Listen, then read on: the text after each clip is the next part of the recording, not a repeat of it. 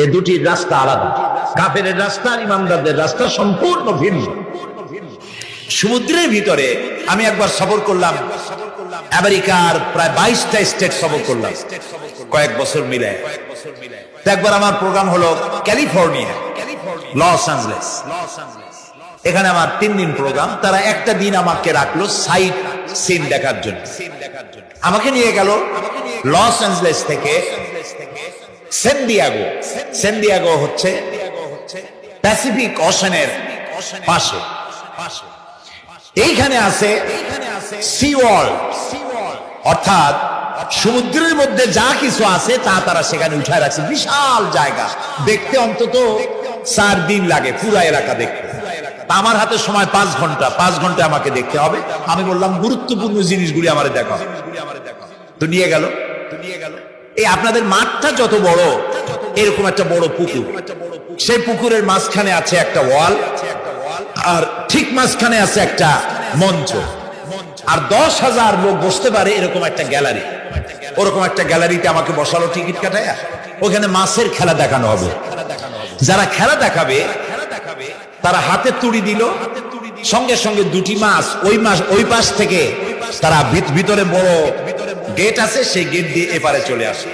আমি লক্ষ্য করলাম খেলা যারা দেখাবে তাদের মুখের কথা, বাঁশির আওয়াজ, হাতের ইঙ্গিত মাছে বোঝে। মাছটার বুকটা সাদা, একদম সাদা, আর পেছনের দিকটা কালো। যখন উঁচু হয় তখন মনে হয় কোন সৌদি প্রিন্স হবে। কালো কাপড় গায়ে দেয় সাদা জামার উপরে, ঠিক ওরকম মনে হয়। তো যারা খেলা দেখাবে তারা এভাবে হাতে তালি দিল, মাছেও তার 2টি পাখা নিয়ে হাতে তালি দিল, ওয়েলকাম করলো দর্শকদের। অনেকগুলি খেলা দেখালো এই মাছ। এক একটা খেলা দেখাইয়া যখন স্টেজের সামনে গিয়া মাছ হা করে, তখন বড় বড় বালতির ভিতরে ছোট ছোট মাছ আছে। এই মাছগুলি 2-3 বালতি তার মুখের মধ্যে ঢুকায় দেয়। আমার কাছে মনে হলো ওর গ্রাসটা এত বড় যে আমার মতো 12-14 জন বা 15-20 জন যদি ঢুকায় তাহলে মাছে মনে করবে যে কোনো সেলাপুটি ঢুকছে। এর থেকে বেশি কিছু মনে করবে না। এত বড় মাছ, সেমু ফিশ বলা হয় ওটাকে। এরপরে দেখলাম তিমি মাছ, নীল জাতীয় তিমি, যে তিমিগুলি খুব কম পাওয়া যায় মহাসমুদ্রে এগুলি থাকে। এক একটা নীল তিমির ওজন 5,000 টন পর্যন্ত হতে পারে। এর যে বাচ্চা হয় সে বাচ্চার দুধ খায়। তিনি হচ্ছে স্তন্যপায়ী প্রাণী। যে বাচ্চা হইল যেদিন হয় সেদিন থেকেই বাচ্চার 50 থেকে 60 মণ দুধ লাগে। কে খাওয়ায়? সুবহানাল্লাহ। দুনিয়ার কোন গভর্নমেন্ট খাওয়ায় না। দুনিয়ায় স্থলভাগে পিঁপড়া থেকে শুরু করে হাতি পর্যন্ত, ছোট্ট চেলা পোকা থেকে শুরু করে সাপ, বড় বড় পাইথন পর্যন্ত, টোনাটুনি পাখি থেকে শুরু করে ঈগল পর্যন্ত, নদীর ভিতরে চেলাপুটি থেকে শুরু করে তিমি মাছ পর্যন্ত অসংখ্য প্রাণী সকাল বেলায় খালি পেটে জঙ্গল থেকে, গর্তের মধ্য থেকে, বাসা থেকে, পানির মধ্য থেকে যার যার আস্তানা ছেড়ে আহারের অনুসন্ধানে শত সহস্র কোটি প্রাণী সব যার যার ক্ষুধার পেট নিয়ে বেরিয়ে যায়। আল্লাহ রাব্বুল আলামিন বলেন, সন্ধ্যা হতে না হতে সবগুলির পেট ভরাইয়া যার যার বাসায় আমি ভিড়াইয়া দেই। ইন্নাল্লাহা হুয়ার রাজ্জাকু যুল কুওয়াতিল মাতিন। খেতে দেওয়ার মালিক কে? সেই আল্লাহর এই গুণকে, এই গুণাবলীকে বিশ্বাস করতে হবে। খেতে দেওয়ার মালিক তিনি, কেবল সন্তান হয় না, দেওয়ার মালিক কে? বলেন জোরে। হাসাবার মালিক কে? কাঁদাবার মালিক কে? সুখ দেওয়ার মালিক কে? দুঃখ থেকে উদ্ধার করার মালিক কে? হায়াতের মালিক কে? মতের মালিক কে? ফাআলুন লিমা ইউরিদ। যা খুশি তাই তিনি করতে পারেন। সুবহানাল্লাহ বলেন। কোন কাফ আর নুন, 2টি অক্ষর, যখন যা ইচ্ছে করে হয়ে যায়। আল্লাহর এই গুণকে বিশ্বাস করলে মানুষ শিরক থেকে বাঁচতে পারবে।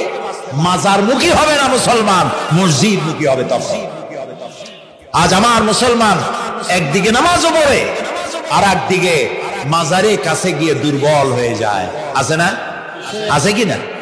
মাজারগুলির কাছে গিয়ে সাহায্য কামনা করে। আমার নিজের চোখে দেখেছি মাজারে গিয়ে কিভাবে সেজদা দেয় কবরকে। বলেন নাউযুবিল্লাহ। আল্লাহ ছাড়া কাউকে রুকু সেজদা করা যায় না। যা চাবার আল্লাহর কাছে চাইতে হবে। ওয়াইজা সালতা ফাসআলিল্লাহ ওয়াইজা ইসতাআনতা ফাসতাইন বিল্লাহ। যা কিছু চাওয়ার আল্লাহর কাছে চাও, যা কিছু বলার আল্লাহকে বলো। সব কিছু করার মালিক তিনি। সুবহানাল্লাহ বলেন। এই জন্য মাজারের সাথে মুসলমানদের সম্পর্ক হবে না, মুসলমানদের সম্পর্ক হবে মসজিদের সাথে। কিসের সাথে বলেন জোরে? আপনি কোন অসুবিধায় পড়েছেন, মাজলুম হয়েছেন, অত্যাচারিত হয়েছেন, চাকরির সমস্যা হয়েছে, ঘরে খাবার নাই, অসুখ বিসুখ হয়েছে, নানান ধরনের সমস্যায় পড়েছেন, কোনো মাজার নয়, কোনো পীর নয়, মসজিদের ভিতরে চলে যান, উজু করে মসজিদে ঢুকে 2 রাকাত কাজায়ে হাজাতের নামাজ পড়েন। রাসূলুল্লাহর উপরে যখনই বিপদ হতো তিনি নামাজে দাঁড়ায় যেতেন। সুবহানাল্লাহ বলো। আপনি কেন যাবেন একটা কবরের কাছে? আপনার সাহায্য কামনার জন্য কোনো পীর নয়, আপনার সাহায্যের জন্য কোনো কবর নয়। সাহায্য পাওয়ার জন্য কে? আল্লাহ চান আপনার ঈমানটা খালেস হোক।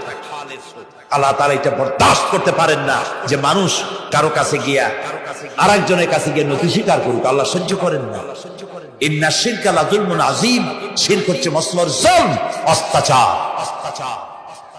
আল্লাহ সব থেকে অপছন্দ করেন কোন গুনাহ? বলেন শিরক। আল্লাহ সহ্যই করেন না। কেন করেন না? একটা যুক্তিতে আসে। যারা বিবাহ করেছে তাদের স্ত্রী যদি স্বামীর সাথে যে ধরনের হাসি খুশি প্রেমের আদান প্রদান করে, স্বামী ছাড়া যদি আরেকজন পুরুষের সাথে এরকমের ভাব বিনিময় করে, ফোনে কথা বলে, প্রেম করে, খুব সুন্দর করে ভালোবাসা দিয়ে যদি চিঠি লেখে অন্য পুরুষের কাছে অথবা প্রেম নিবেদন করে, তাহলে স্বামীদের অবস্থা কেমন হবে বলে? এইটার জবাব দিতেও যদি দেরি হয় তো খুবই কুলক্ষণ। হ্যাঁ, ভয়ানক হবে, ভয়ানক হয়ে যাবে। নিজের চরিত্র যতই যা হোক, বউর চরিত্র ভালো চাই। আচ্ছা বলেন তো, স্ত্রী আপনার সঙ্গে যেভাবে প্রেমের হাসি হাসে, প্রেম নিবেদন করে, ওই রকম আরেকটা পুরুষের কাছে সাথে করলে আপনার সহ্য হয় না কেন?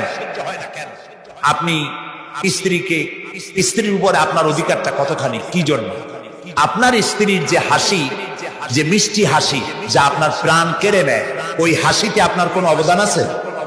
বলেন। তার যে টানা টানা চোখ, সুন্দর ভ্রু, মাথায় অনেক লম্বা চুল, শরীরটা সুন্দর, যৌবন, রূপ, এর ভিতরে আপনার কোনো অবদান আছে?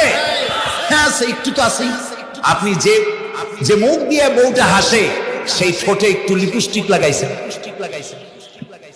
যে চোখের জন্য আপনি পাগল, সেই চোখে একটু কাজল লাগাইছেন। শরীরটাকে পেঁচাবার জন্য সুন্দর একটা শাড়ি কিনে দিয়েছেন। একটা শাড়ি দিয়ে, একটু লিপস্টিক কিনে দিয়ে, চুলের একটা ক্লিপ কিনে দিয়ে, একটা ভালো শাড়ি কিনে দিয়া স্ত্রীর উপরে যদি এত অধিকার আছে যে কোনদিন মৃত্যু পর্যন্ত কোন প্রেমের হাসি, ভালোবাসার আদান প্রদান আপনি ছাড়া আর কারো সাথে করতে পারবে না, এইটা যদি আপনার অধিকারে ভাবে প্রতিষ্ঠিত হয়, তাহলে এই হাসি যিনি দিলেন, এই দাঁত, এই সুন্দর চোখ, এই রূপ, এই যৌবন যা আল্লাহ তাআলা দিলেন, তার সামনে কোনো পীর অথবা কবরের সামনে যদি হাত পাতে আল্লাহ বরদাস্ত করেন না। কথা কি বুঝে আসছে? কথা বুঝে আসছে? আলহামদুলিল্লাহ বলে। আলহামদুলিল্লাহ। বুঝলেই আমাদের কষ্ট সার্থক। আলহামদুলিল্লাহ বলি। আমরা যেন আল্লাহরে চিনতে পারি, বুঝতে পারি। আমার বিশ্বাস করুন, কোরআন আমার সামনে, আল্লাহর কসম, কোন জীবিত পীর, কোন মৃত্যু পীর আমার ভাগ্যের ভালো বা মন্দ করার কোন অধিকার রাখে না, রাখে না, রাখে না। কোন পীর ফু দিয়ে আমার ভাগ্যকে ভালো বানাই দিতে পারবে না, পারবে না, এবং আমার একটা চুলও পাকাও করতে পারবে না। খাইরিহি ওয়া শাররিহি মিনাল্লাহি তাআলা। আমার ভালো, আমার মন্দ করার একমাত্র মালিক কে? এক আঙ্গুল আকাশের দিকে উঁচু করে চিৎকার দিয়ে বলুন কে? আবার বলেন, আবার বলেন, আবার বলুন। আল্লাহ কবুল করুন, বলেন আমিন। আমার এই বক্তব্য দিয়ে আমি কোন পীরকে অমর্যাদা করছি না। পীর সাহেবদের কাছে পীর কোন শরীয়তের শব্দ নয়। কোরআন এবং হাদিসে কোথাও পীর বলে কোন শব্দ নাই। এটি ফার্সি শব্দ। এই শব্দের অর্থ হলো বৃদ্ধ। তো পীর যদি বৃদ্ধ হয় ভালো কথা, তিনি যদি আলেম হন আরো ভালো কথা। কিন্তু বাপ পীর ছিল, উনিও সেই সুবাদে পীর, ইলেম নাই, তোনার নিজের কাছেই তো টর্চ নাই। আপনাকে অন্ধকারে উনিও ম্যানহোলের মধ্যে পড়বে, আপনারে নিয়ে পড়বে। আলেম হইতে হবে, পীর যদি হয় আলেম হইতে হবে, 1 নম্বর কথা। 2 নম্বর কথা হলো তিনি ব্যবসায়ী হবেন না। ধর্মের নামে তিনি ব্যবসা করবেন না। তিনি মানুষকে হেদায়েতের পথ দেখাবেন, প্রয়োজনে জেলে যাবেন, প্রয়োজনে ফাঁসির মঞ্চে দাঁড়াবেন। তিনি নিজেকেই ইসলামের সব আমি করি, আর ইসলাম কারো কাছে নাই। যারা ইসলাম করলো 70-80 বছর ধরে, রাজনীতির পথ দেখালো, তারা ইসলামের দল না, ওনারটাই ইসলামের দল। এই ধরনের ফাজলামি বক্তব্য থেকে বিরত থাকতে হবে। এই ধরনের বেয়াদবিপূর্ণ বক্তব্য থেকে বিরত থাকতে হবে। আমার দোকানে খাঁটি ঘি পাওয়া যায়, আর কারো দোকানে খাঁটি ঘি পাওয়া যায় না। ইসলাম নিয়ে এই ধরনের মনোপলি বিজনেস করতে দেওয়া হবে না। প্রিয় ভাই সব, আমরা পীর সাহেবদের চিনি। পীর ছিলেন শাহজালাল রহমতুল্লাহ আলাইহি। সুবহানাল্লাহ। যুদ্ধ করা লাগে না, আজান দিয়েছেন, মূর্তির মাথা ভাঙ্গা চুর চুর হয়ে পড়ে গিয়েছে। গৌর গোবিন্দ পলায়া কুল পায় নাই। লোকেরা যায় তার মাজারে গিয়ে গজল মাস জিয়ারত করে আসে, কিন্তু তরবারিটা দেখে আসেন। দোধারি তরবারি এখনো আছে। সুবহানাল্লাহ বলেন। পীর ছিলেন হযরতে বাহাউদ্দিন নকশবন্দি, মুজাদ্দিদ আল ফিসানি রহমতুল্লাহ আলাইহি, বড় পীর আব্দুল কাদের জিলানী রহমতুল্লাহ আলাইহি, খাজা মঈনুদ্দিন চিশতি রহমতুল্লাহ আলাইহি, শাহজাহান আলী রহমতুল্লাহ আলাইহি। কত ওলিউল্লাহর মাজার দিয়ে আমার দেশ ভরা। আলহামদুলিল্লাহ কর। আরে একদিকে মানুষকে মুরিদ বানায়া মুরিদের টাকা দিয়ে নিজেদের পকেট ভরেন নাই। ওনারা এরকম করতেন না, এইরকম করতেন। আর রাসূলুল্লাহ বলেছেন এই রকমের হাতের মর্যাদা নাই, এই হাতের মর্যাদা। আমি পীর দেখছিলাম, বাইতুল শরীফের পীর হযরত শাহ আব্দুল জব্বার সাহেব, আল্লাহ তাআলা জান্নাতুল ফেরদাউসের মেহমান বানায়। এই বাংলাদেশে শত শত মসজিদ মাদ্রাসার এতিমখানা তৈরি করে গেছে। সুবহানাল্লাহ। বৃষ্টির মৌসুমে চট্টগ্রামের বাড়িটা 14 বছর মাদ্রাসায় ওয়াজিদিয়া চট্টগ্রামে 14 বছর বুখারী শরীফ পড়িয়েছেন। কি মানের আলেম, খালি পীর না। মুরিদরা যত টাকা দিত, এই টাকা দিয়ে বড় বড় মাদ্রাসা মসজিদ করেছেন। আর বৃষ্টির সময় সাথী সঙ্গী নিয়ে বস্তি এলাকায় যেতেন, পলিথিন দিয়া ছাওয়া, বাচ্চা আর তার স্বামী নিয়ে কাতরায় এক কোনায় বসে আছে, খাবার নাই, চাউল নাই, অসুস্থ, তাদের চাউল দিয়ে আসতেন, তাদের রান্না করার শাকসবজি দিয়ে আসতেন, ওষুধ দিয়ে আসতেন, হাড়ি পাতিল দিয়ে আসতেন। বন্যা হলে, তুফান হলে টাকা উজাড় করে যা মুরিদরা দিত সবগুলি উজাড় করে মানুষের খেদমত করতেন। সুবহানাল্লাহ।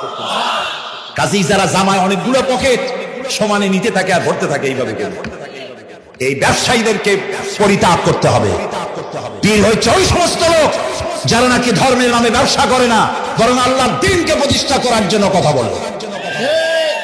প্রিয় ভাই সব, আমাদের জেহেন সাফ করতে হবে, পরিষ্কার করে বুঝতে হবে আমার ভালো আমার মন্দ কে করতে পারে। সম্রাট শাহজাহান নাম শুনেছেন? কোথার বাদশা বলে? দিল্লির সম্রাট। সম্রাট শাহজাহান পৃথিবী জোড়া নাম তার। কবি বলছেন, শাহনে জাহাं को जिन्हें फख्र से देते थे बाज, वाज कब्र में है सूरह अलहम्दु की मोहताज। যে শাহজাহানকে কর দিয়া ট্যাক্স দিতে পারলে জনগণ নিজেদেরকে গৌরবান্বিত বলে মনে করত, সেই শাহজাহান কবরে শুয়ে আছে, সূরা ফাতিহার মুহতাজ হয়ে আছে। সুবহানাল্লাহ। যদি কেউ আমার কবরের কাছ থেকে হেঁটে যাইতো আর একটু সূরা ইখলাস পড়ে সবরেসানি করতো, আমি কিছু পাইতাম। আহারে, এই এতিম ফকির হয়ে শুয়ে আছে। এক ফকির দিল্লি ঘুরতেছে। একজন বলছে, ভাই তোমারে তো খয়রাত করে দেখতেছি আমি সেই ছোটবেলা থেকে, খালি তুমি খয়রাত করো। একটা জিনিস আপনারা মনে রাখবেন, গরিব, আজকে যারা গরিব পরিশ্রমের মধ্য দিয়ে কালকে তারা ধনী হতে পারে, কিন্তু যারা ভিক্ষুক, যারা ভিক্ষা করে, জিন্দেগিতে কোনোদিন তারা বড় হতে পারবে না। ভিক্ষা করা যাদের অভ্যাস, জীবনেও বাড়ি করতে পারবে না, জীবনেও ধনী হইতে পারবে না, কিন্তু গরিব ধনী হইতে পারবে। কারণ হলো আল্লাহর কাছে দুইটা বৈধ জিনিস অত্যন্ত ঘৃণিত। কয়টা? একটা হলো তালাক, আর একটা হলো ভিক্ষাবৃত্তি, মানুষের কাছে চাওয়া। আল্লাহ পছন্দ করেন না। তো ভিক্ষুক ঘুরতেছে, একটা লোক বলল, মিয়া তোমার তো সারা জীবনই খরচ করতে দেখবে। খরচ করবো না, করবো কি? যার কাছে যাই সে দেয় 4 আনা 2 আনা 1 টাকা, এর বেশি তো দেয় না। তেরি আমি কেমনে বললো? কয় যে তুমি বাদশারে চোখে দেখো না, বাদশারে চোখে দেখো না। কয় বাদশার কাছে কি আমার মতো লোক যাইতে পারে নাকি? কল্লা যাইতে হবে, যাও। বাদশা একবার যাবা, এমন দেওয়া দেবে জীবনে আর তোমার খরচ করা লাগবে না। পাতি শিয়ালের পিছনে ঘুরে তো লাভ নাই। পাতি শিয়ালে খায় মুরগি, তোমার একটা ঠ্যাং দেবে, দাঁতের খেলালের কাজ হবে না। বাঘের পিছনে ঘোরো, বাঘে খায় গরু আর হরিণ, একটা রান দিলে তুমি 1 সপ্তাহ খাইতে পারবে। কাজে ঘুরতে গিয়েও বোঝা উচিত কার সাথে ঘুরো। তো বলছে বাদশার কাছে যাও। তো বাদশারে পাবো কই? কই তো দেখলাম কেবল মসজিদে ঢুকলো। তারপরে ফকির গিয়ে দাঁড়ায় আছে বারান্দায়, দেখে যে উনি বাদশা ভেতরে বসে হাত তুলে আছে ভাবে, আর চোখ দিয়ে পানি পড়ে দাড়ি ভিজে ভিজে পড়তেছে। নামাজ শেষ করে, মোনাজাত শেষ করে বাদশা বেরিয়েছে। কোন বাদশা? শাহজাহান। বাইরে আসার পর ফকির বলল আসসালামু আলাইকুম, বলে ফকির রওনা করছে। বাদশা বলে দাঁড়াও, তুমি যে রওনা করলা, তোমার তো ভিক্ষুক মনে হয়, আর লোকেরা যারা ভিক্ষুক না তারাও তো আমার কাছে চায়, আর তুমি তো ভিক্ষুক, চাইলে না কেন কিছু? ভিক্ষুক বলে জাহাবানা, আমি কিছু চাইতে এসেছিলাম আপনার কাছে, কিন্তু আপনার করুণ অবস্থা দেখে আমার জ্ঞানের চোখ খুলে গিয়েছে। আমি দেখতে পেলাম আমি যার কাছে চাইতে এসেছি, আমি তো কান্দি না, হাতও বাতি নাই। যার কাছে চাইতে আসতাম দিল্লির সম্রাট, আবার কোন সম্রাটের কাছে হাত পেতে ভিক্ষুকের মতো কি জানি চায়, আর চোখ দিয়া পানি পড়ে দাড়ি ভিজে ভিজে পড়ছে। আমার জ্ঞানের চোখ খুলে গেছে, দুনিয়ার বাদশার কাছে আর চাইবো না। বাদশা কান্দে যে বাদশার কাছে, তার কাছেই চাইবো। প্রিয় ভাই সব, এই জন্যে জিহেন সাফ করে ফেলুন। দুনিয়ার কোন মানুষের জন্য, মানুষের কাছে নয়, কোন কবরে নয়, কোন কারো কাছে নয়, আল্লাহ তাআলার কাছে আমরা নামাজের মধ্যে ঘোষণা করেছি, ইয়াকা না'বুদু ওয়া ইয়াকা নাস্তাঈন। আল্লাহ তাআলা তোমার একমাত্র ইবাদত করি, তোমার কাছে সাহায্য চাই। কাজে সাহায্য আল্লাহর কাছে। কার কাছে চাইবো বলে? আল্লাহ আমাদের ঈমান পোক্ত করে দিন। আমরা বলি আমিন, আমরা বলি আমিন। অসুখ বিসুখ হইলে পরে ধৈর্য ধরবেন। অনেক মানুষ আছে জ্বর হইলে কয় যে এত নামাজ পড়ি খালি জ্বর আমারই হয়, এত রোজা রাখি, ভালো ভালো কাম করি, আমার ছেলের অসুখ মনে সারি। এই জাতীয় কথা বলবেন না। মুমিনের পায়ে যদি কাঁটা ফোটে সওয়াব থেকে খালি নাই। ধৈর্য ধরতে হবে, ধৈর্য ধরতে হবে। কাঁটা ফুটছে, বলেন ইন্না লিল্লাহ। আজাবান লিল মুমিন, মুমিনের জন্য বড়ই আশ্চর্য ব্যাপার, বিপদ হইলেও শুকর আদায় করে, আর সুখে থাকলেও শুকর আদায় করে। সুবহানাল্লাহ ওয়া বিহামদিহি। বিপদ আসলে সে বলে ইন্না লিল্লাহি, বলেন ইন্না লিল্লাহি ওয়া ইন্না ইলাইহি রাজিউন। আর যখন শান্তি আসে বলে আলহামদুলিল্লাহ। দুই অবস্থায় তার জন্য নিয়ামত আল্লাহর তরফ থেকে সে পায়, আলহামদুলিল্লাহ। প্রিয় ভাই সব, তো আল্লাহর উপর ঈমান আনার জন্য কয়টা শর্ত বলছি না? এই যে প্যাচ লেগে গেছে, কয় যে 3টা। আল্লাহর উপর ঈমান আনার জন্য শর্ত কয়টা? 4টা। 4টা বলছি কয়টা? 2টা। আরেকটা হচ্ছে আল্লাহর কুদরত, এ বিশ্বাস করা। আল্লাহর কুদরত মানে শক্তি। আল্লাহর কিছু বিশ্বাস করবেন, বলেন জোরে, শক্তি। আকাশ এবং জমিনে শক্তিশালী কে? কিন্তু আমার দেশের জনগণ, কিছু কিছু রাজনীতিবিদরা বলে জনগণই নাকি সকল ক্ষমতার, সকল শক্তির উৎস। কি পাগল! তুমি ক্ষমতার উৎস? নাকের মধ্যে ময়লা, দাঁতে ছাতা, পেটের মধ্যে দুর্গন্ধ ভরা, ক্ষমতার উৎস। আশ্চর্য কথা। এই যে ক্ষমতার উৎস, হাজার হাজার লোক এখানে বসা, 2টা ভাউয়া ব্যাংক যদি 2 কোণা দিয়ে ঢোকে, ভাউয়া ব্যাংক চেনেন? বিগ সাইজের ব্যাংক, 2টা যদি দুই দিক দিয়ে ঢোকে লাফাইতে লাফাইতে, সামনে যারা আছে এমনি লাফাবে। অন্তত টঙ্গী তামিরুল মিল্লাত মাদ্রাসা ছাড়াইয়া তারপরে ফিরে তাকায় বলবে, ভাই আমরা দৌড়াই কেন? ব্যাঙের সামনে অসহায়, বল্লা ভীমরুলের সামনে অসহায়, সাপের সামনে বিচ্ছুর সামনে অসহায়। তারা কয় সকল ক্ষমতার উৎস জনগণ। কপাল পোড়া, ক্ষমতার উৎস জনগণ নয়। এটা কোরআনের সাথে কন্ট্রাডিকশন হয়। এ কথা আল্লাহ বলেছেন, আন্নাল কুওয়াতা লিল্লাহি জামিআ। সকল ক্ষমতার উৎস কে? চিল্লায় বলো।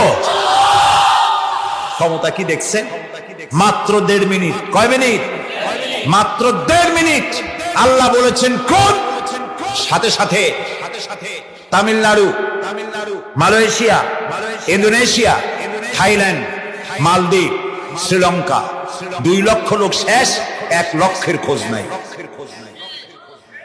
সমুদ্রের পানি 33 ফিট উঁচু হয়ে এসছে। সুবহানাল্লাহ কই দিচ্ছে করে না? বিজ্ঞানীরা বলেছেন ভারত মহাসাগরের তলদেশে ফাটল ধরেছে, ওর কয়েক কিলোমিটার নিচে ভূমিকম্পের উৎপত্তি হয়েছে। ভারত মহাসাগরের পানি 3 হাত না 4 হাত? কত কিলোমিটার আল্লাহ জানে। এই কয়েক কিলোমিটার নিচে যে মাটি, সেই মাটিরও কয়েক কিলোমিটার নিচে ভূমিকম্পের উৎপত্তি। এখান থেকে ভূমির কম্পন হয়েছে। সেই ভূমিকম্পে সমস্ত মহাসাগরের মধ্যে, ভারত মহাসাগরের মধ্যে জলকম্পন শুরু হয়েছে। পানির কম্পন, মাটির কম্পন একসাথে। 33 ফিট উঁচা, মানে 4 তলা বিল্ডিং এর মতো উঁচু হয়ে আসছে পানি। 4 তলা পরিমাণ উঁচু হয়ে পানি চলে আসছে। বাড়ি গাড়ি সব কিছু খড় কুটার ন্যায় সব উড়িয়ে দিয়েছে। এগুলোরে কপাল পোড়া নাস্তিক যেগুলি, তারা বলে প্রাকৃতিক দুর্যোগ। ওর বাপের মাথা। আচ্ছা, প্রাকৃতিক দুর্যোগ, প্রকৃতি কি? কোন জন্তুর নাম? প্রকৃতি কোন জন্তু জানোয়ারের নাম? প্রকৃতি নিজে চলে না কেউ তাকে চালায়? কে চালায়? কপাল পোড়ারা তা বুঝে না। বিশ্ববিদ্যালয়ের শিক্ষক হয়েছে তো, আল্লাহ দিয়ে আসি কোথায়? তবে সব খারাপ না, ভালো আছে আলহামদুলিল্লাহ। কিছু আছে কপাল পোড়া।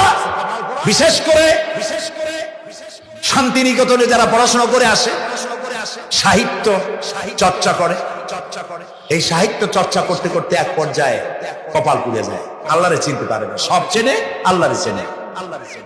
আল্লাহ এখন চিনাইতেছে ভালো করে। প্রিয় ভাই সব, কমে আদ, কমে সামুদ, এগুলিকে আল্লাহ তারা ধ্বংস করেছে। কিয়ামতের আগে এই যে 7টা আকাশ, এই আকাশ সম্পর্কে অবিশ্বাসীরা তারা বলেছে আকাশ বলতে কিছুই নেই, এটা নাকি অনেক দূরে, তাই নীলা নীলা দেখা যায়। কি কপাল পোড়া চিন্তা করে, নীলা নীলা দেখা যায়। এই আকাশ মহাশূন্য। এই আকাশগুলিকে, আকাশ কয়টা? কয়টা স্তর? 7টা। এগুলি কাতাইয়ে সিজিল্লিল কুতুব। কোরআনে কারিমে আল্লাহ তাআলা বলেছেন কিতাবের পৃষ্ঠার মতো কিয়ামতের আগে একটার পর একটা ঠাস ঠাস করে পড়বে, ভেঙে চুরি চুরমার হয়ে যাবে। ওয়াইদাল বিহারু ফুজ্জিরাত। আল্লাহ তাআলা বলছেন ইদাস সামাউ ফাতারাত ওয়াইদাল কাওয়াকিবু ইনতাসারাত ওয়াইদাল বিহারু ফুজ্জিরাত। আকাশের তারকাসমূহ বিক্ষিপ্ত হয়ে পড়বে। অসংখ্য তারকারাজি, বিশাল বিশাল তারকা বিক্ষিপ্ত হয়ে পড়বে। চন্দ্র সূর্য একটার সাথে আরেকটা ধাক্কা লেগে চাঁদ আর সূর্য আলো হারিয়ে ফেলবে, একাকার হয়ে যাবে। পাহাড়গুলো উঁচু করে আল্লাহ তাআলা জমিনের উপরে আছাড় মারবেন, কাল ইহনিল মানফুস, তুলার মতো উড়ে চলে যাবে। সুবহানাল্লাহ বলবো না? কত বড় শক্তি আল্লাহ পাক। ওয়াইদাল বিহারু ফুজ্জিরাত, সমুদ্র সমূহ বিদীর্ণ হয়ে যাবে। সমুদ্রে যত পানি আছে সমস্ত পানিগুলি নিঃশোষিত হয়ে যাবে মাটির তলায়, এবং সেখানে অগ্নি উৎপত্তি হবে। কোরআনে কারিমে আল্লাহ বলে দিয়েছেন গোটা সমুদ্রগুলিতে আগুন জ্বলতে থাকবে। এগুলি কিয়ামতের আলামত। আল্লাহ পাকের অফুরন্ত মেহেরবানি। এই যে কানের কাছ দিয়ে গুলিটা চলে গেছে, কানে লাগে নাই।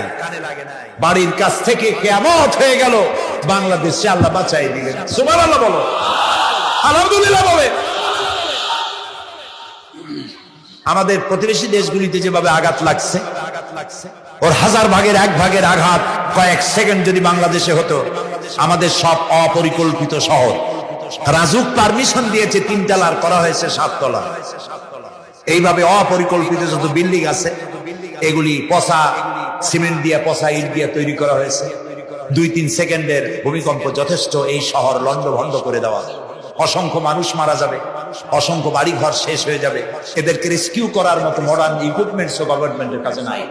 এই জন্য আল্লাহর কাছে সেজদা দিয়া গুনার তওবা করতে হবে, আল্লাহ আমাদের মাফ করে দাও, আমার এই গরিব দেশটাকে কিয়ামত পর্যন্ত এই গজব থেকে বাঁচাও। প্রিয় ভাই সব, আল্লাহ তাআলার ক্ষমতার ওয়াজ আমি আজ করতে পারবো না, অনেক লম্বা হয়ে যাবে। কারণ আমাকে 3টা পুঁজির কথা তো কমসে কম বলতেই হবে, অল্প করে হলেও। শুনবেন তো? আল্লাহ তৌফিক দিক, বলেন আমিন। আল্লাহ তাআলার ক্ষমতায় বিশ্বাস করা, তার প্রচন্ড ক্ষমতা, যা খুশি তাই বলেন করতে পারেন। মরাকে জিন্দাকে মারতে পারেন, মরুভূমিতে ফুল ফুটাতে পারেন, সুবহানাল্লাহ, যা খুশি তাই করতে চান। এই শক্তি সহকারে আল্লাহকে বিশ্বাস করতে হবে। 4 নম্বরে আল্লাহর হুকুম এবং হাকাম, আদেশ নিষেধ। আমি আল্লাহরে বিশ্বাস করি, এই কথার কোনো দাম নাই যদি তার আদেশ না মানি, এই কথার কোনো দাম নাই যদি তার নিষেধকে আমি আমার জীবনে প্রত্যাহার না করে চলতে পারি। মুসলমান বলে দাবি করার কোনো মূল্য নেই। একদিকে নামাজ পড়ি, আর একদিকে ওজনে কম দেয়, খাদ্যে ভেজাল দেয়, বেপরদা করি, মিথ্যা কথা বলা হয়, ওজনে কম দেয়, খাদ্যে ভেজাল দেয়, জমিনের আইল ঠালে আমানতের খেয়ানত করে। আল্লাহর হুকুম মানা হলো না, রাসূলের আদেশ মানা হলো না। আল্লাহর উপর ঈমান আনার জন্য 4র্থ শর্ত হচ্ছে আল্লাহ যা বলেছেন মাথা নত করে মেনে নিতে হবে, বলতে হবে সামি'না ওয়া আতা'না। বলেন সামি'না ওয়া আতা'না, শুনলাম আর মেনে নিলাম। বলেন তো জোরে, শুনলাম আর মেনে নিলাম। সুবহানাল্লাহ বলেন।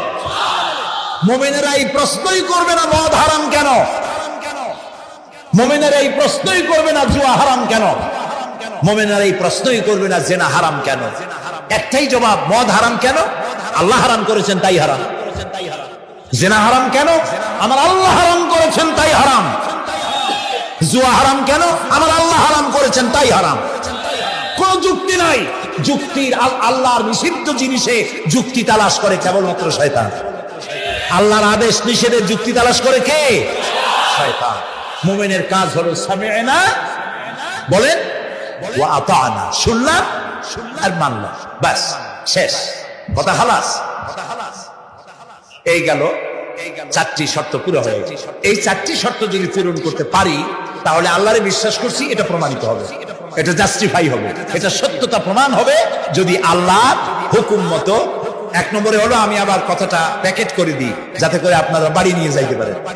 আল্লাহর উপরে ঈমান এনেছি, এই কথাটাকে কমপ্লিট করার জন্য শর্ত কয়টা? 4টা। 1 নম্বরে আল্লাহর অস্তিত্বে বিশ্বাস, বলেন আল্লাহর অস্তিত্বে বিশ্বাস। 2 নম্বরে আল্লাহর গুণাবলীতে বিশ্বাস। 3 নম্বরে আল্লাহর ক্ষমতায় বিশ্বাস। 4 নম্বরে আল্লাহর আদেশ এবং নিষেধে বিশ্বাস, মান্য করে চলা। আল্লাহ যেন এই তৌফিক আমাদের দেয়, বলেন আমিন। আল্লাহ রাব্বুল আলামিন দুনিয়ায় শান্তি, আখিরাতে জাহান্নাম থেকে মুক্তি দেওয়ার জন্য আল্লাহ পাক আমাদেরকে একটা ব্যবসার কথা বলেছেন। ওই ব্যবসায় পুঁজি কয়টা? বলেন। 3টা পুঁজি। বলছি কয়টা? দেখেন যে কেমনি প্যাস লাগে। বলছি মাত্র একটা, সে একটা ডাল বার করছি। এবার আসেন মূল পয়েন্ট। এবার দ্বিতীয় পয়েন্ট, রাসূলের প্রতি ঈমান। আমরা তো রাসূলের প্রতি ঈমান আনছি কিনা বলেন? রাসূলের প্রতি ঈমান এনেছি। আমাদের এই ঈমান যথেষ্ট নয়, কারণ আমাদের ঈমান হলো রবিউল আউয়াল মাসে ঈমান তাজা হয়, ঠিক না? ঠিক না? রবিউল আউয়াল মাস যখন আসি, ব্যানারটা নাই, শামিয়ানাটা নাই, রাস্তাগুলিতে ফ্ল্যাগ লাগাই আর আলোক সজ্জা করি। মন্ত্রীরা আসেন, নেতারা আসেন, সিরাতুন নবী মাহফিলে দাঁড়ায় বলেন নবীর আদর্শ অনুসরণ করা ছাড়া উপায় নাই। অথচ ওনার পা থেকে শুরু করে মাথা পর্যন্ত নবীর আদর্শ নাই। আবার এই নেতা রামকৃষ্ণ মিশনে, রামকৃষ্ণ পরমহংসদেব তার মঞ্চে গিয়ে বলেন রামকৃষ্ণের নীতির ছাড়া বিকল্প কিছুই নেই। আবার গৌতম বুদ্ধের জন্মবার্ষিকী উদযাপনের জন্য সেখানে গিয়ে বলেন গৌতম বুদ্ধের অহিংস নীতি অনুসরণ করা ছাড়া জাতির জগন্নাথ হওয়ার আর কোনো পথ নেই। যেখানে যায় সেই জায়গার বুড়ি ধরে। রবিউল আউয়াল মাস আসতে পারে, আলোকসজ্জা করে ইয়া নবী সালামু আলাইকা, ইয়া রাসূল সালামু আলাইকা। এরপরে গরম গরম জিলাপি রাসূলুল্লাহকে বুঝায় দেওয়া হলো, হে রাসূল আপনি তাকিয়ে দেখেন কত মহব্বত আপনারে করি, আপনার মহব্বতের জন্য আমাদের শহরের কোন মিষ্টির দোকানে আর মিষ্টি নাই, সব আমরা খাইয়া শেষ করছি। এই হলো মহব্বত। এই মহব্বতে এই ইমানে কাজ হবে না। এই ইমানে বলেন কাজ হবে না। কোন ইমানে কাজ হবে? রাসূলের প্রতি ইমানের অর্থ কি? এর অর্থ হচ্ছে নবী করিম সাল্লাল্লাহু আলাইহি ওয়াসাল্লাম আমাদের রাসূল, আমাদের নেতা। আমাদের রাসূল আমাদের নেতা, আমরা তার উম্মত, তার অনুসারী। অনুসারীর কাজ কি? নেতার পূর্ণাঙ্গ অনুসরণ করণ, রাসূলুল্লাহর আনুগত্য করতে হবে। এটা কে বলেছেন? আল্লাহ রাব্বুল আলামিন সূরা আলে ইমরানের মধ্যে বলেছেন কুল ইন কুনতুম তুহিব্বুনাল্লাহ ফাত্তাবিউনি ইউহিব্বুকুমুল্লাহ ওয়া ইয়াগফির লাকুম যুনুবাকুম আল্লাহু গফুরুর রহিম। হে নবী আপনি বলুন, তোমরা যদি আল্লাহকে ভালোবাসো তাহলে তোমার কাজ হচ্ছে, তোমরা যদি আল্লাহকে ভালোবাসো তাহলে তোমরা আমার আনুগত্য করো, আমার অনুসরণ করো। কার? রাসূলের। বলেন কার? রাসূলের অনুসরণ যদি তোমরা করো, খেয়াল করে শুনতেছেন তো? আল্লাহ তাআলা বলছেন নবী আপনি বলেন তোমরা যদি আল্লাহকে ভালোবাসো, তোমাদের এই দাবি যদি সত্য হয় তাহলে আমার অনুসরণ করো, আমার আনুগত্য করো। আমার অনুসরণ, আমার আনুগত্য করলে পরে তোমাদের কে আল্লাহ রাব্বুল আলামিন ভালোবাসবেন এবং তোমাদের तमाम জিন্দেগীর সমস্ত গুনাহ খাতা আল্লাহ তাআলা maaf করে দিবে। আমরা কি গুনাহ maaf করাইতে চাই? বলেন চাই? আসুন রাসূলের আনুগত্য করুন। রাসূলের আনুগত্য কি রকম? রাসূল যেভাবে মুস্কাটছেন আমরা সেইভাবে মুস্কাট দেব। তিনি দাড়ি যেভাবে রাখছেন আমরা সেইভাবে রাখবো। তিনি চুল কাটছেন যেভাবে সেইভাবে করব। তিনি পায়ের নখ, হাতের নখ যেভাবে কাটছেন সেইভাবে করব। তিনি যেভাবে বিবাহ করেছেন সেই সুন্নত অনুযায়ী বিবাহ, তিনি যেভাবে দেশ চালাইছেন সেইভাবে দেশ চালাবো। রাসূলের অনুসরণের অর্থ শুধু এই নয় যে তিনি যেভাবে সুরমা লাগাইছেন আমি ওইরকম সুরমা দেব, তিনি যেভাবে কদু খাইছে আমিও কদু খাবো, এইটা নয়। এটা নয়, শুধু রাসূলের আনুগত্য হবে মুরগির ফার্ম থেকে শুরু করে জাতিসংঘ পর্যন্ত, জীবনের সব ক্ষেত্রে। আর বিশ্বাস করতে হবে তিনি শেষ নবী, তারপরে আর কোন নবী আসবে। আল্লাহ রাব্বুল আলামিন সূরা আহজাবের মধ্যে বলেছেন মা কানা মুহাম্মাদুন আবা আহাদিম মির রিজালিকুম ওয়ালাকির রাসূলুল্লাহি ওয়া খাতামান নাবিয়্যিন। মুহাম্মদ সাল্লাল্লাহু আলাইহি ওয়াসাল্লাম তোমাদের কোন পুরুষদের পিতা নন, তিনি আল্লাহর রাসূল এবং তাকে দিয়ে নবুয়তের মিশনকে খতম করে দেওয়া, কমপ্লিট করে দেওয়া হয়েছে। আর কোন নবী, রাসূলুল্লাহ বলেছেন লা নাবিয়্যা বাদি ওয়ালা রাসূল, আমার পরে আর কোন নবী আসবে না, রাসূল আসবে না। কথা বুঝে আসছে? আল্লাহর নবীর পরে আর কোন নবী হবে না। আল্লাহর নবী বলেছেন একটি ইমারত তৈরি করে তার ভিতরে একটা ইট যদি খালি থাকে, একটি ইটের জায়গা যদি শূন্য থাকে তাহলে সকলের চোখে ধরা পড়বে। ওই ইটখানা দিলে পরে বিল্ডিংটা কমপ্লিট হয়ে যায়। নবুয়তির যে ইমারত আল্লাহ তৈরি করেছিলেন ওর ভিতরে একটা ইটের অভাব ছিল। আল্লাহ পাক আমাকে দিয়ে সেই শূন্য জায়গা পূরণ করে দিয়ে নবুয়তের মিশনকে কমপ্লিট করে দিয়েছে। রাসূলুল্লাহ বলেছে আমার পরে আর কেউ নবী হবে না। পৃথিবীর সব মুসলমানদের আকীদা মুহাম্মদ সাল্লাল্লাহু আলাইহি ওয়াসাল্লামের পরে যদি কেউ নবুয়তের দাবি করে সে কাফির, হাজার বার কাফির। তারা যারা তাকে যারা নবী মানবে তারাও। রাসূলুল্লাহ বলেছেন আমার পরে 30 জন মিথ্যেবাদী নবুয়তের দাবি করবে, তার মধ্যে একজন তো দাবি করছে রসুলের জীবদ্দশায়, একটা ছিল মেয়ে লোক আর একটা ছিল পুরুষ। পুরুষটার নাম ছিল মুসাইলামা কাযযাব, নামই ছিল কাযযাব। কাযযাব মানে মিথ্যা বলে। দেখছেন অবস্থা, নামই মিথ্যা বলে। উম্মতেরা কইল যে আপনি তো একজন নবী, আমরা সৌভাগ্য আর দুর্ভাগ্য হোক আপনারা নবী বলে মানলাম। মুহাম্মদ সাল্লাল্লাহু আলাইহি ওয়াসাল্লামের কাছে প্রায় জিবরাইল আসে আর ওহী আনে, আর আপনি আমাদের কোনো ওহী দিতে পারলেন না। কয় যে কেবল না নবী হইলাম, অপেক্ষা করো, ওহী আসবেন। বেশ কিছুদিন যাওয়ার পর চিন্তা ভাবনা করে কয় যে ওহী একটা আসছে। উম্মতেরা সব দৌড়ে আসছে, কি ওহী? কয় যে এইমাত্র শেষ রাত্রে জিবরাইল আসছিল, আইসা আমারে কয়ে গেল একটা সূরা নাজিল করলেন। সূরাটা কি? ইন্না আতাইনাকাল আকাক ফাসাল্লি লিরাব্বিকা ওয়াজআক ইন্না শানিয়াকা হুয়াল আবলাক।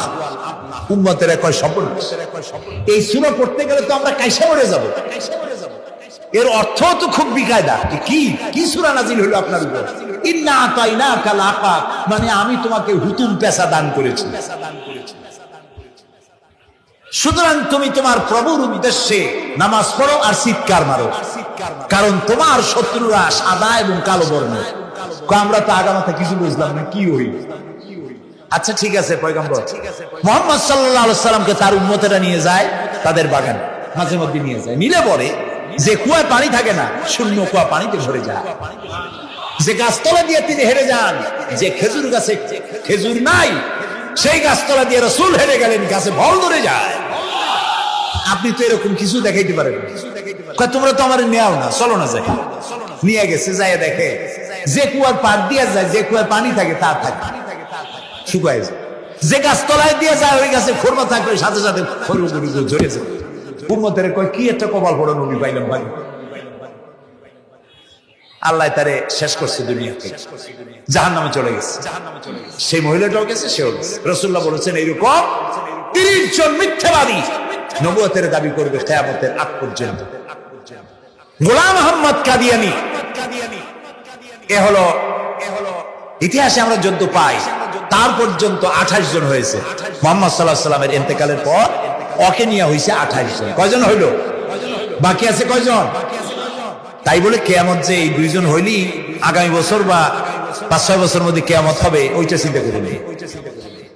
এই পৃথিবীতে একটা লোক আল্লাহ শব্দ উচ্চারণ করার যদি থাকে, কিয়ামত সে পর্যন্ত হবে না। সুবহানাল্লাহ। সুতরাং বহু দেরি আছে কিয়ামতে, তবে ওর মতো আরো শয়তান 2 জন আসবে। গোলাম আহমদ কাদিয়ানী বলল, আমি পয়গম্বর, আমি নবী, আমার উপরে ওহী আসে। তো তার সঙ্গে ওই যুগের বড় আলেম মাওলানা আতাউল্লাহ শাহ বুখারী রাহমাতুল্লাহ আলাইহি, তিনি বললেন, আচ্ছা তুমি যে নবুয়তের দাবি করো, এই শক্তি তুমি পাও কই? কয় যে আমার শক্তি তো কোরআন, কোরআনের মধ্যেই আছে আমার কথা। কোথায়? কয় সূরা সফের মধ্যে আছে। ইয়াতি মিন বাদি ইসমুহু আহমদ। ঈসা আলাইহিস সালাম আমার ব্যাপারে ফোরকাস্ট করেছেন, ভবিষ্যৎবাণী দিয়েছেন যে আমার পরে একজন আসবে, তার নাম হবে আহমদ। আমি তো সেই আহমদ।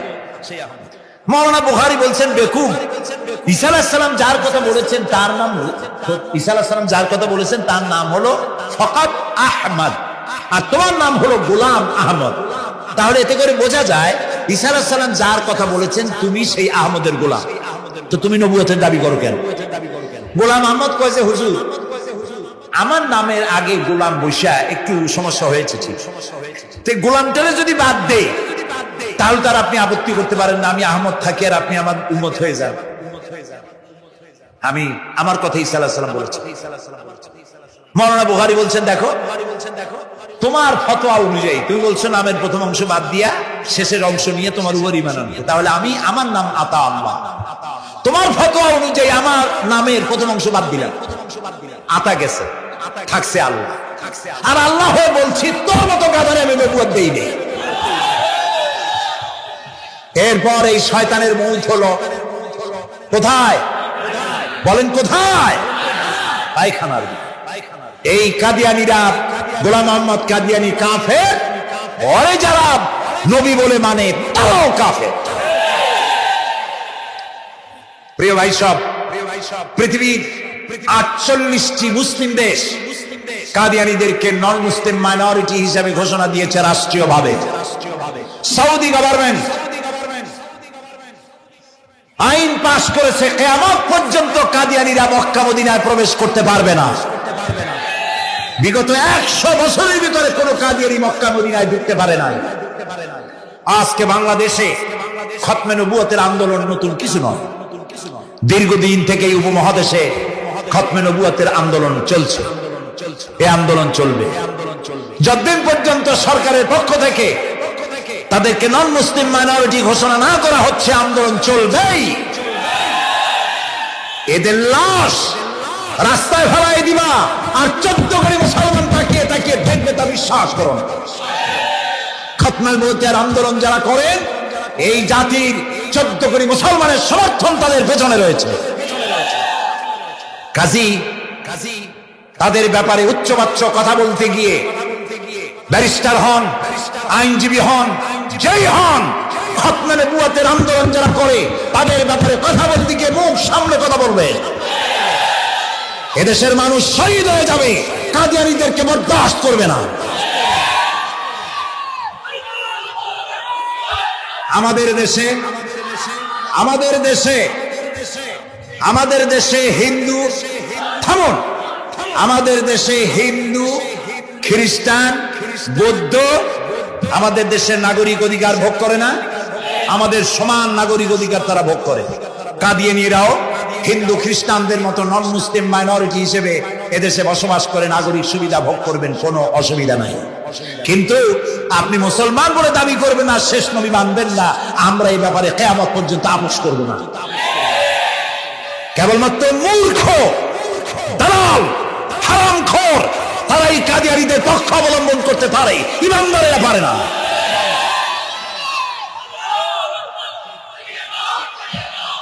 কাদিয়ানীরা যে সব মসজিদ তৈরি করে, এগুলি মসজিদ নয়, এগুলি উপাসনালয়।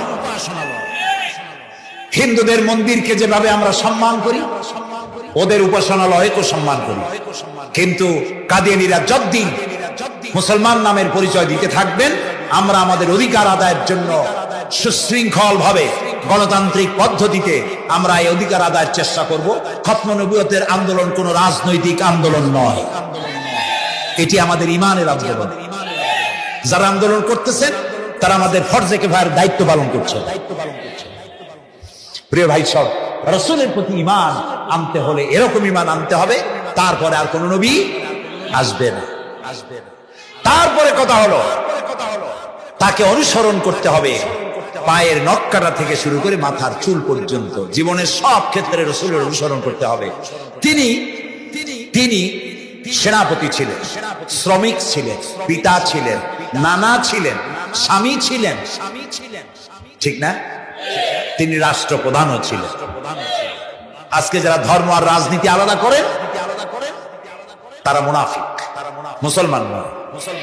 তারা কি? মুনাফিক। এই জন্য আমাদেরকে মনে রাখতে হবে, নবী করিম সাল্লাল্লাহু আলাইহি ওয়াসাল্লাম রাষ্ট্র পরিচালনা করেছেন। যারা ধর্ম আর রাজনীতি আলাদা করে তারা মুসলমান হিসেবে আল্লাহর কাছে পরিচিত হতে পারবে না। প্রিয় ভাই সব, নবীজি মক্কা থেকে মদিনা এলেন। মদিনায় এসে রাষ্ট্রপ্রধানের দায়িত্ব পালন করলেন। আজ তিনি রাষ্ট্রপ্রধান। কোরআন হলো সংবিধান, কোরআনের আইন চালু করে দিলেন। চুরি বন্ধ হলো, ডাকাতি বন্ধ হলো, জেনা ব্যভিচার বন্ধ হয়ে গেল। মানুষ দরজা খুলে ঘুমাবার সুযোগ পেল। সুবহানাল্লাহ, সুবহানাল্লাহ। নবী করিম সাল্লাল্লাহু আলাইহি ওয়াসাল্লাম একটি সুন্দর সুখী সমাজ পৃথিবীতে চালু করে গেলেন। আজ আমাদের ভাগ্য যদি খুলতে হয়, রাসূলের অনুসরণ করি আমাদেরকে রাষ্ট্র পরিচালনা করতে হবে। ইসলাম সন্ত্রাসকে প্রশ্রয় দেয় না, ঠিক না ভাই? আমাদেরকে যারা সন্ত্রাসী বলে, ওরাই তো সন্ত্রাসের দাদা, ওরা সন্ত্রাসের জন্মদাতা। আমাদেরকে সন্ত্রাসী বলো? আমি আমেরিকায় বক্তব্য করেছি, লন্ডনে বক্তব্য করেছি, আমি তাদেরকে বলছি তোমরা আমাদেরকে সন্ত্রাসী বলো, আমাদের দেশে যাইয়া দেখো, তোমাদের এখানে সমস্ত সুপার মার্কেট গুলি সব বন্ধ হয়ে যায় বেলা 4টায়, কোনো মার্কেট খোলা থাকে না। কেন খোলো না? তোমরা সিকিউরিটি দিতে পারবে না বলে খোলো না। চুরি হবে, ডাকাতি হবে, লুটপাট হবে, এই জন্য বিকেলই সব বন্ধ হয়ে যায়, রাতে কোনো দোকান খোলা থাকে না। যাও তো আমাদের দেশে, আমাদের তো সন্ত্রাসী বলো, গরিব দেশ। আমাদের দেশের বাবুরহাটে নরসিংদীর কাছে বাবুধার, যেটাকে এই দেশের ম্যানচেস্টার বলা হয়, সারা রাত কোটি কোটি শত কোটি টাকা কাপড় চোপড় বেচা কিনা হয়, পুলিশের গন্ধ খুঁজে পাওয়া যায় না, সারা রাত বেচা কিনা হয়। গ্রামের বাজারগুলি যায় দেখেন আমাদের দেশের যশোরে, খুলনায়, উত্তরবঙ্গে